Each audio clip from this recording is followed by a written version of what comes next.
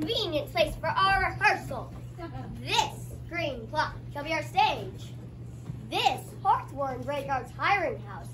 And we will do it in action as we did before the do. Peter Quince, what sayest thou, Bully Bottom? there are things in this comedy of Pyramus and Thisbe that will never please. First, Pyramus must draw a sword and kill himself, which the ladies cannot abide. How answer you that? By a locket, a parlous fear. I believe we must leave the killing out when all is done. Not always. I have a device to make all well. Write me a prologue, and let the prologue seem to say we will do no harm with our swords, and that Pyramus is not killed indeed. For the more better assurance, tell them that I, Pyramus, am not Pyramus, but Bottom the Weaver. This will put them out of fear. Well, we will have such a prologue, and it shall be written in 8 and 6. No, make it 2 more. Let it be written in 8 and 8. Will not the ladies be a fear of the lion? I fear it, I promise you. Masters, you have to consider with yourselves. To bring in, God shield us. A lion among ladies is the most dreadful thing, for there is not a more fearful wildfowl than your lion living. We ought to look to it. Therefore another prologue must tell he is not a lion. Nay, you must name his name, and half his face must be seen through the lion's neck. And he himself must be through, saying thus, or to the same effect, ladies, or fair ladies, I would wish you, or I would request you, or I would entreat you, not to fear, not to tremble. My life for yours, if you think I come hither as a lion, it were pity of my life. No, I am no such thing. I am a man as other men are. And there indeed, let him name his name, and tell them plainly, he is Snug the Joiner.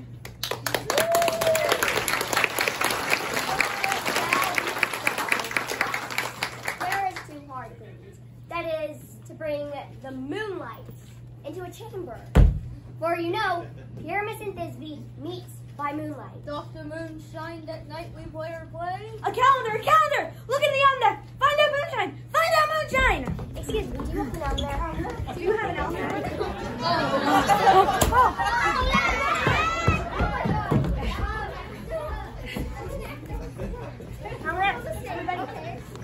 Yes, it's all shine that night. Yes! Why then may you leave a casement of the great chamber window where we play open, and the moon may shine in at the casement? Well, aye, or else one must come in with a bush of thorns and a lanthorn and say he comes to disfigure or to present the person of moonshine. Then there is another thing. We must have a wall in the great chamber. For Pyramus and Thisbe, says the story, did talk through the chink. You can never bring in a wall. What say you, Bottom? Some man or other must present walls, and let him have some loam, or some plaster, or some rough cast about him, to signify wall. And let him hold his fingers thus, and through that cranny shall Pyramus and Thisbe whisper.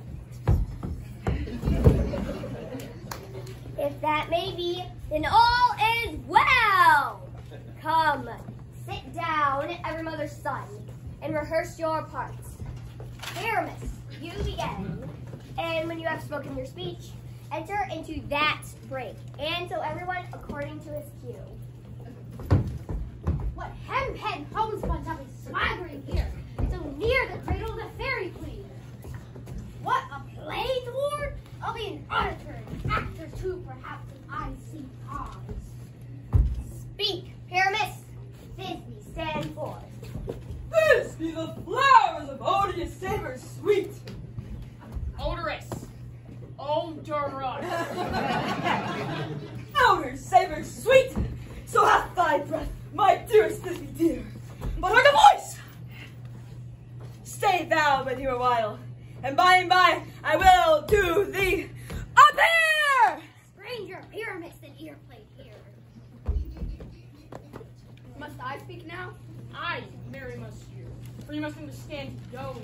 Let's see a noise heard and this to come again.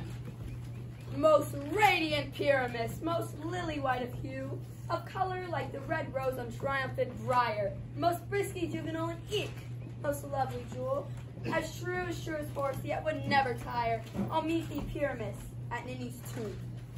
Ninus tomb. Why must I not speak that yet? That you answer to Pyramus, you speak all your part at once, cues and all. Pyramus, enter, your cue is past, it's his, never tire. If I were fed this beat, I'd roll me thine. Oh, monsters. Oh, strange. You're haunted. Pray, masters. Fly, masters, help! I'll follow you. I'll lead you about, around, through bog, through bush, through brake, through briar. Sometimes a horse saw me, sometimes a hound, a hawk, a headless bear, sometimes a fire, a neigh and bark, and run to roar and burn, like horse, hound, hawk, bear, fire at every turn. Why do they run away? This is a neighbor of them to make me afeard. Oh, bottom, thou art changed. What do I see of thee? Bless thee, bottom. Bless thee, thou art translated. I see their knavery. This is to frighten me if they could, but I will not stir. From this place, do what they can, for I will sing, and they shall hear, I am not afraid. The owl's a fox, so black of hue, with orange tawny bill, the throstle with its note so true, the red with wits so quill.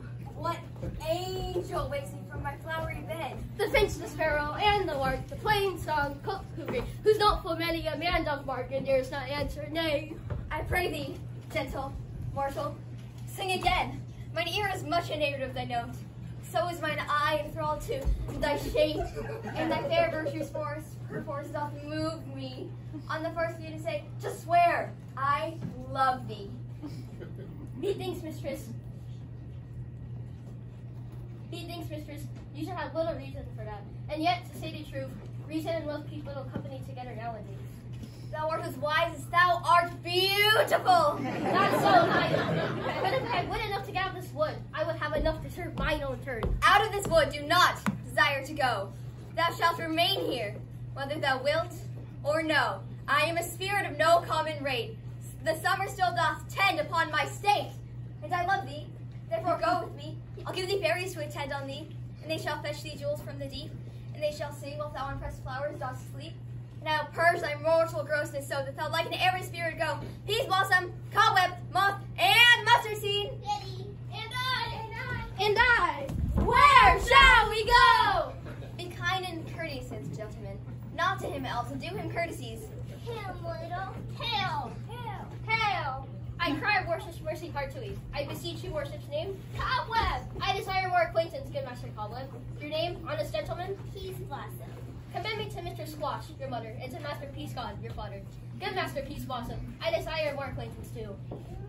Your name, I beseech you, sir? Mustard seed! Good Master Mustard Seed. I promise you, your kindred, may my eyes water ear now. Good Master Mustard Seed, I desire more acquaintance too. Come, wait upon him. Lead him to my bower. Tie up my love's tongue. Bring him silently.